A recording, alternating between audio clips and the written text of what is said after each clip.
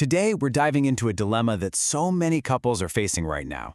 This huge tug of war between planning the perfect wedding and setting yourself up for a great marriage. It's a massive emotional and financial question, so where do you even begin to find that balance?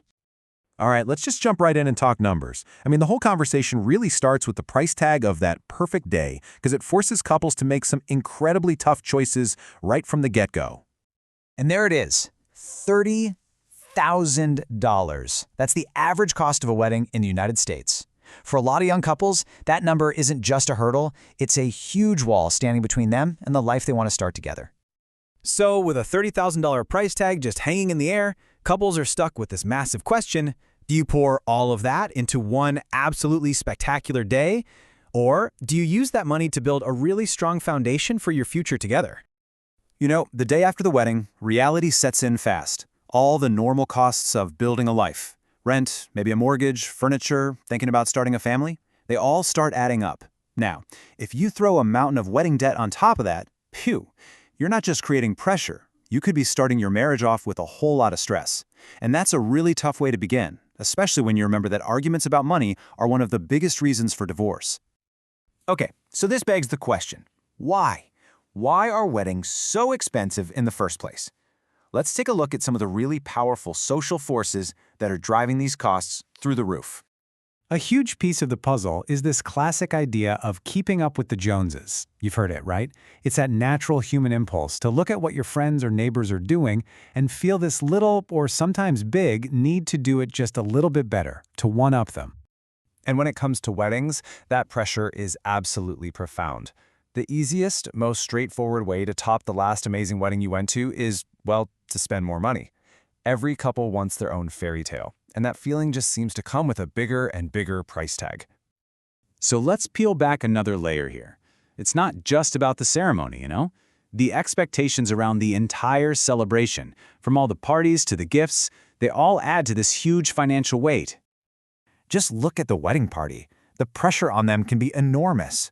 This quote from a maid of honor says it all.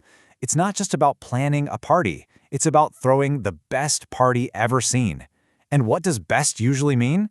Yep, most expensive. And that pressure definitely extends to the guests too. A lot of times, it starts with a wedding registry. Now, on the surface, a registry is a great practical tool.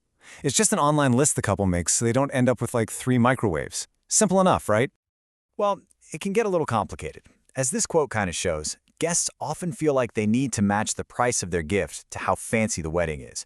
A $150 gift feels a little more justified when you know there's going to be an open bar, right? It creates this weird expectation for guests to spend more. So, with all of this pressure coming from every direction, how are people pushing back? Let's talk about a growing alternative, one that kind of rejects this whole idea that bigger always means better. So, what does a DIY wedding actually look like? Well, instead of a big church and a reception hall, just picture a beautiful backyard or a local park. Instead of a massive guest list, it's just your closest friends and family. The couple and their loved ones plan it all together. And yeah, it saves a ton of money, but it also often leads to a day that feels way more personal and a lot less stressful. And it's not just one type of couple choosing this path. Sure, it's a fantastic option for people facing tough financial times, but it also really appeals to those who just want a smaller, more intimate day. You also see it a lot with people who are getting married for a second or third time and just prefer something more low-key. But here's the thing. This isn't about saying one approach is right and the other one is wrong. At the end of the day, the perfect day is all about finding what's truly right for the couple based on their own values and what they want their life together to look like. Because let's be totally clear, while the DIY wedding is a wonderful, popular alternative, it is absolutely not for everybody. And there are some really powerful, totally valid reasons why couples still choose to have a big, traditional ceremony. For a lot of people, a big wedding is about fulfilling a lifelong, fairy tale dream they've had since they were kids. For others, a church ceremony is an absolutely essential part of their faith.